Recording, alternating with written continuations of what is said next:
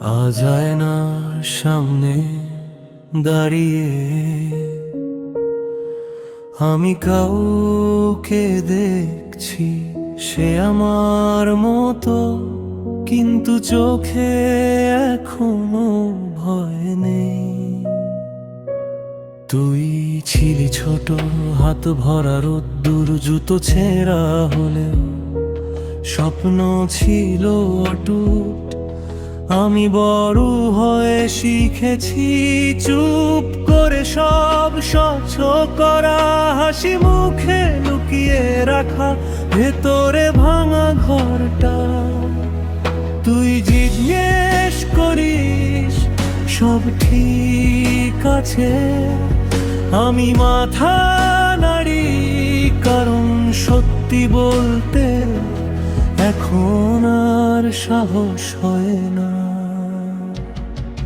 তুই আমায় দেখে হাসিস, আমি চোখ সরিয়ে নি, কারণ তোর মতো নির্ভীক আমি আর হতে পারিনি। তবু আজ তোর সামনে দাঁড়িয়ে এই কথাটা বলি, আমি হারিনি পুরোপুরি, আমি এখনো আমি।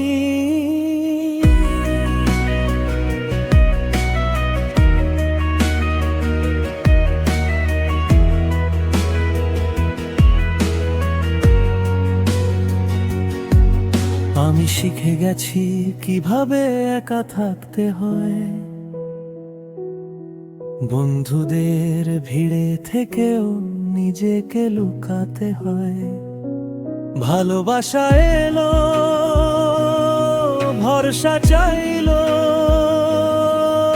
আমি ভয় পেয়ে নিজেকেই হারালাম। তুই বলিস ধীরে সব দোষ তোর না, এই এক লাইনে আমার বুকটা হালকা হয় অনেক দিন পর। যদি আমায় মনে করাস আমি কেমন ছিলাম, আমি আমায় মনে করাই কতটা বদলে গেছি আজ। তোর হাত ধরলে বুঝি সময় সব